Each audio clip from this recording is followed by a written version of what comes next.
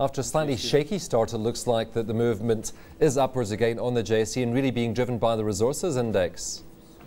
Yes, resources looking really strong today. They did open a little bit weaker. Anglo's actually opened negative today, but trading nicely up now, nearly 1% up on the day. So money flowing back into those commodity stocks.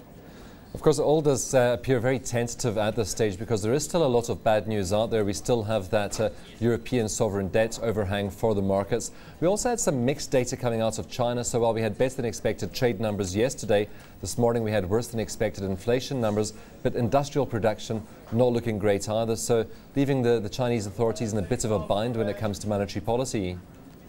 Yes, they're obviously trying to tighten monetary policy in China, and it's starting to have a little bit of effect. So we saw that even though inflation is high, it is slowing from its peak level. But yeah, it is China. The thing with China is why the market's back up again is that it's still just growing at such a massive pace, and it's coming from such a high level, and it really has to slow down immensely to really affect the commodity prices because they're such a large consumer. So while the numbers aren't fantastic, they're still very high compared to any other country around the world, and being the second biggest economy right now, it's still driving world markets.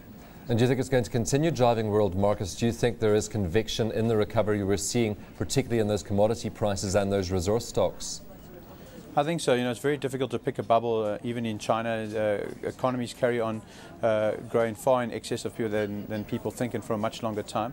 So I think that it will be a driver of the world economy, and at the same time, America is slowly picking up as well. So you've got the #1 economy starting to pick up, and still very robust growth in China, which is the second. So I think that will lead the markets higher still going forward in the next 6 months. We saw a really great response to the government bond auction yesterday, and we've seen foreign money flowing quite strongly into the bond markets in recent days. How about the equity markets? Are foreigners still trying to pick up some bargains in the equity market? Well, if you take a look on up to yesterday, the US market is up 0.9%, world markets up 0.7%, while emerging markets are only up 0.3%. So while money is going into equity markets, it's going less into the emerging markets than it is into the established markets. So a lot of money flowing into South Africa on the bonds. They definitely are trading more bonds than they are equity, and looking a little bit cautious on the equity side from foreigners in South Africa at the moment. So most of the buying at the moment really from local investors? Yes, local investors coming down. I think they've had a chance to pick up some of our mining stocks, with Anglo's going down to 330, Billiton's coming down last week. With that settle from commodity prices, some of the locals are back picking up some of those stocks at better levels. Some numbers coming out this morning. We had a number of companies reporting, in fact. Let's start off with Anglogold Ashanti because it looks like the market likes those numbers. We had those shares just a short while ago, trading close to 2% higher. What did you make of those numbers, Rob? It's a very good set of numbers. The production amount that came in over 1 million ounces was where they said they would be able to do that, even though they had to close their mines due to flooding in Australia and to seismic events in 1 or 2 of their mines. So the amount of production that came out was very high. Their costs have gone up to the high end, around $706 an ounce, but still making a really good profit. Then obviously they've closed their hedge book, so really reaping the benefits of a strong gold price. So very good numbers there. At the same time, they've also found another 2 to 5 million ounces of gold in their Sunrise Dam. That's not a new project, that's exactly where they are mining, so it's a real benefit for them. And they've also found an extra silver and gold deposit in South America as well. So looking really solid for Anglogold Ashanti, and they're saying that they'll carry on with this production for the next quarter. So a very good set of numbers, and they're trading around 315 Rand, and very possible they get up to their 200-day moving average, which is about 325 Rand in the next week or two. How about prospects for Anglogold, though? I suppose with the gold price sitting above $1,500 and those costs at around $700, they're making pretty good money at the moment. What do they say going forward? I think as long as there's sovereign debt issues in Europe, I think the people will look at gold as a hedge against that. I think that inflation going forward is also something that's in people's minds at the moment. That will also keep the gold price high as a hedge against inflation. So I think the gold price will stay beyond $1,300 and the higher end at $1,600. I think the gold miners will be making good money. So very positive looking forward. Cost is an issue, and the oil price is an issue.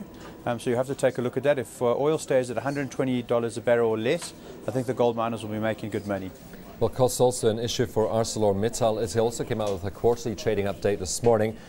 Market not liking those numbers. Those shares were down over 3% this morning, and its earnings per share down 74% to 49 cents. So a pretty tough quarter, it looks like, for ArcelorMittal. Yes.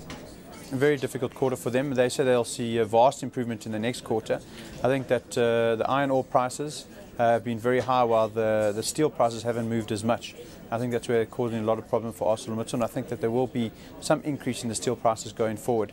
So a bad set of numbers there, but looking forward, they said they will see a vast improvement. We'll have to dig deeper into those numbers when they come out fully, though. Of course, lots of headwinds facing the steel industry in South Africa, and particularly facing ArcelorMittal, because there are Competition Commission issues. There's also the legal battle with Kumba Iron Ore over the rights to the Sishen mine. So not smooth sailing going forward either. No, I think they said that they're looking to purchase an iron ore asset, and just shows you that they're really the inputs into the steels where they're losing most of their cash.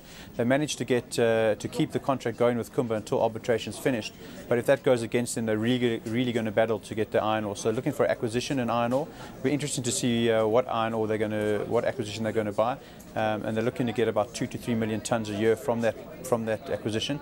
We'll have to wait to see who that is and who they're looking to buy, and is it close to South Africa. Rob, your view on SPAR's results also out this morning. Earnings per share flat, just up 0.6%. So again, it does warn of tough trading conditions in the sector. Yes, they said that the turnover was up 9.1%, which wasn't too bad. We were probably looking for double-digit figures there, and they came in slightly less. Their costs have gone up, and obviously transportation is where they've lost a lot of their cash. I think going forward, they do see food inflation coming through. Food inflation has been benign at 0 to 1%. It has started to move up in the last month or so to about 3%. And as that food inflation starts to move forward, so SPAR will pass that on to the consumer, and they should start to improve their numbers. But not a great set of numbers from SPAR. It just shows you that our consumers are battling slightly, even on the food side.